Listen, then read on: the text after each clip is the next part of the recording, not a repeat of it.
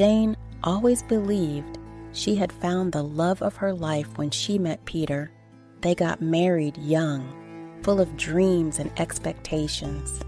In the beginning, their relationship was like a fairy tale.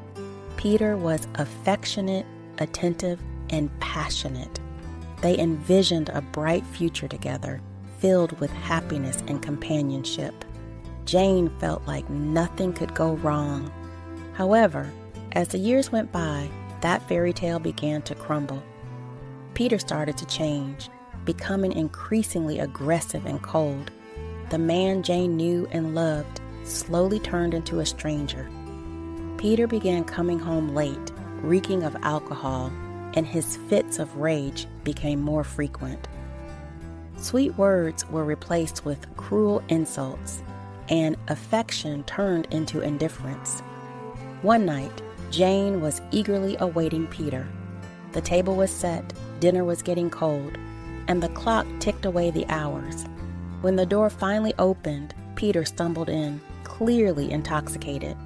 Trying to keep her composure, Jane said, "Peter, you're late again. I made dinner. I was waiting for you." Peter, sarcastically laughing, replied, "And who told you I asked you to make dinner, Jane?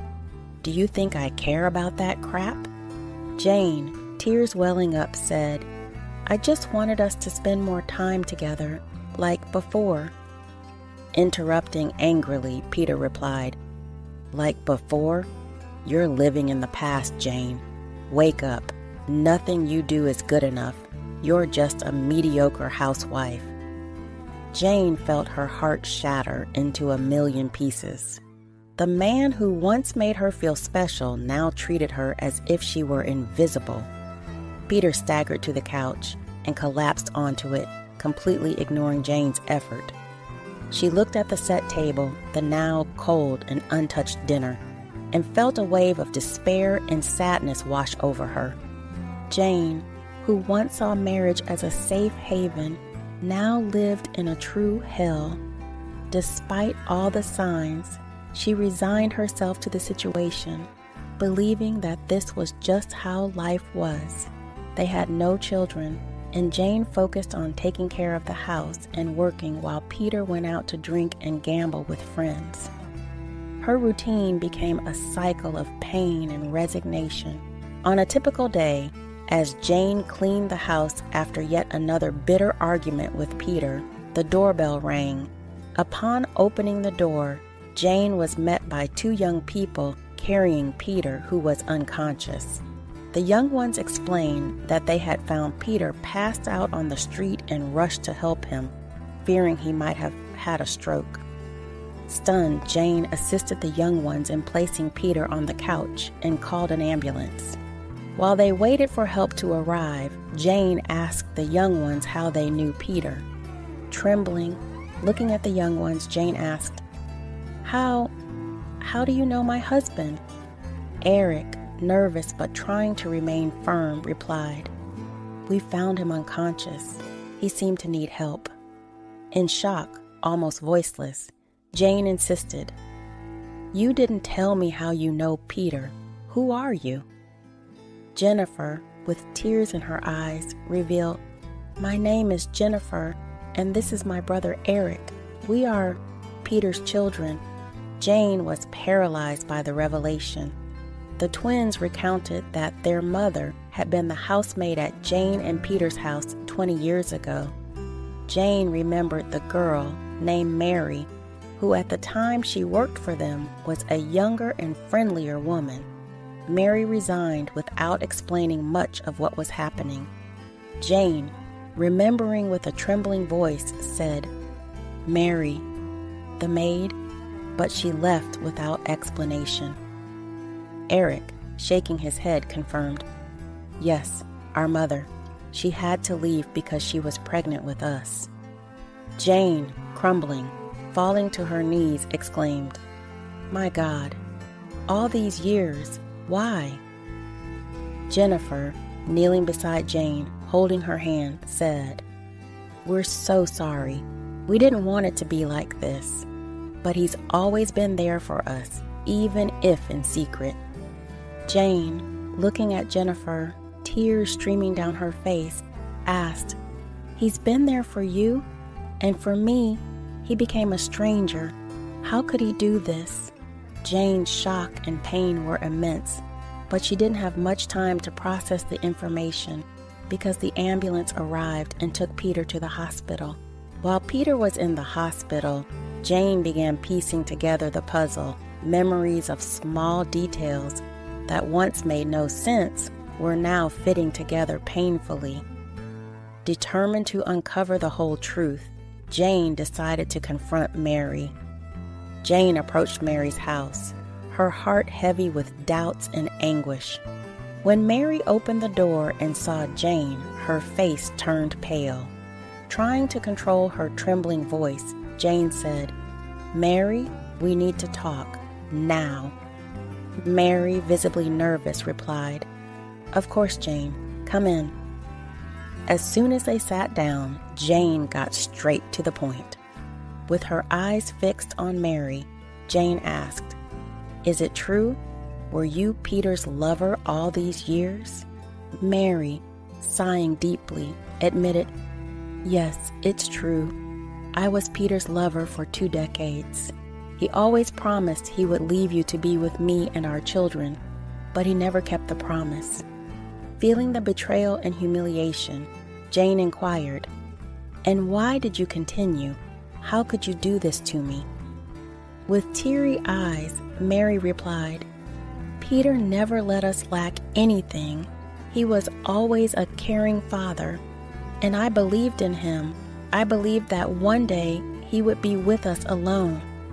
With tears streaming down her face, Jane said, "You say he was a caring father, but to me, he became a stranger. How could he do this? How could you both do this?" Crying, Mary replied, "I didn't want it to be like this, Jane. I never wanted to hurt you." Feeling a mix of anger and sadness, Jane stood up and left Mary's house. She felt betrayed and humiliated, both by her husband and by the former maid. A 30-year marriage, with 20 of them filled with lies and betrayals. Peter, weakened in the hospital, was pale and feeble, his eyes searching for Jane amidst pain and despair. He reached out a trembling hand when he saw her enter the room. "Jane, please forgive me," Peter pleaded, his voice faltering. "I need you. Don't let me die alone." Jane, staring at him, felt a mix of emotions. She observed the man who once was her world, now reduced to a frail and desperate figure. She remembered all the betrayals and humiliations she endured over the years. The pain was palpable, but there was also a hint of compassion in her heart. "Peter, you've destroyed our life together," Jane said, her voice cold. "But I won't abandon you now, not for you, but because I'm not like you." During the days Peter spent hospitalized, Jane was there by his side, witnessing his slow and painful recovery. Each visit was a constant reminder of the lies and pain he caused. His children and lovers didn't show up, limiting themselves to a few phone calls to see if he was still alive. "Why aren't they coming to see me?" Peter asked in a moment of lucidity, tears streaming down his face. "Because, Peter, you pushed them away too," Jane replied with a weary sadness. "You thought you could have it all, but ended up losing everyone." While Peter slept, Jane sat by the bed, reflecting on decades of their marriage. Her constant presence in the hospital was both an act of duty and closure. It was like she was closing a painful chapter of her life, watching the consequences of Peter's choices crumble around him. "You always told me I wasn't good enough," Jane murmured to herself, looking at Peter's worn-out face. "But the truth is, you were never good enough for us." Peter, in a moment of semi-consciousness, grasped Jane's hand with the little strength he had left. "Jane, please, I love you. Don't leave me." Jane, tears welling up in her eyes, squeezed his hand. "I'm here, Peter. I'm here, but things will never be the same." Throughout Peter's time in the hospital, Jane was the only one to visit him, the only one to witness his suffering and slow recovery. The void left by the absence of his children and lover was a cruel reflection of the life he built. For Jane, these days were a testament to her own strength and resilience, a prelude to the uncertain future that awaited her. Jane continued to question and blame herself for the situation she was going through. She felt lost, trying to understand what she had done wrong to deserve so much suffering. She decided she couldn't carry this weight alone anymore and began telling some family members what she had discovered. "I can't believe this, Jane," said her sister Maggie, incredulous. "You deserve so much more than this. You need to get a divorce." "But I always thought my marriage should be forever," Jane replied, her eyes welling up. "I don't know if I'm ready for that." When Peter finally returned home, weakened and fragile, Jane was determined. She knew she needed to make a decision to reclaim her life. Peter, noticing Jane's emotional distance, tried to ask for forgiveness. "Jane, I know I messed up. It was a mistake from the past," Peter said, tears in his eyes. "But I love you. I don't want to get divorced." Jane listened silently, feeling sad and disappointed.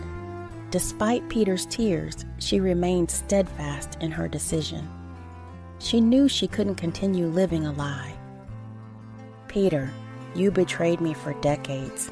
I can't just forget that," Jane replied firmly. "I'm getting a divorce." Determined not to carry this burden alone, Jane called Peter's children, hoping they could help take care of their father. "Eric, Jennifer, I need you to come pick up your father. He's very weak, and I can't take care of him alone," Jane said, hoping for a positive response. "Sorry, Jane," Eric replied coldly. "We don't have time to take care of him. We have our own lives to deal with." Desperate and unsure of what to do, Jane decided to call Mary, Peter's lover, hoping she would take responsibility. "Mary, I'm divorcing Peter. Now you can be together officially," Jane said, trying to stay calm. "Now that he's sick, I don't want to be with him," Mary replied coldly.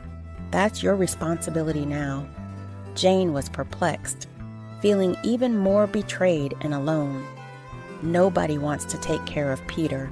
What do I do? He's still very weak and needs care," Jane murmured to herself, desperate. Despite feeling disappointed, Jane still cared about Peter's well-being. She asked for help from family and friends, but most of them advised her to get rid of this burden. "Jane, he deserves to die alone after everything he's done to you," said a friend angrily. But Jane couldn't agree with that. She tried to find another solution, turning to a nursing home. However, when she visited the place, she was shocked by the cost. "I can't afford this on my own," Jane said desolately. She tried once again to contact Peter's children, but they received her call with coldness and distance. "Is Dad dead?" Eric asked emotionlessly. "No, he's not dead," Jane replied, trying to control her anger.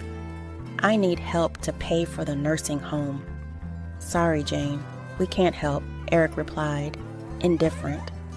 Jane understood she was alone in this. In a moment of despair, she shouted at Peter, cried, and vented. She realized she had never retaliated against all the verbal abuse she endured throughout the marriage. "You destroyed me, Peter, all these years, and I never said anything. But now you're going to listen. I'm not that submissive woman anymore," Jane shouted, tears streaming down her face. Seeing she had no other solution, She decided to stay married to him, but made it clear she would no longer tolerate being mistreated. "You're alone, Peter, and you need me, but don't think that means I've forgiven you," Jane said firmly. "You're alone." Peter began exhibiting increasingly strange behavior. He would isolate himself in the room, writing frantically in a diary. Jane, who knew Peter had never had this habit, became deeply alarmed. His paranoid behaviors became more evident with each passing day. He would mutter to himself, sometimes demonstrating delusional behavior. During the night, Jane would hear him whispering and moving restlessly. The intense emotions of recent times seemed to be pushing Peter into a paranoid episode. One night, unable to bear the worry any longer, Jane decided to investigate. While Peter slept, she entered the room and found the diary. As she opened the first page, her heart raced. Peter's words revealed intense fear and growing paranoia. He described Mary's threats, the guilt, and despair over his actions. With horror, Jane read how Mary was blackmailing Peter, threatening to reveal the truth about the twins if he didn't financially support her. The diary was a window into Peter's tortured mind, showing a man on the brink of collapse. With tears in her eyes, Jane closed the diary and left the room. With each step, she felt anger and pain mixed with bitter compassion. She knew that, despite everything, Peter was paying the price for his lies. But that didn't diminish the suffering he had caused her. Days passed, and Peter became more paranoid and desperate.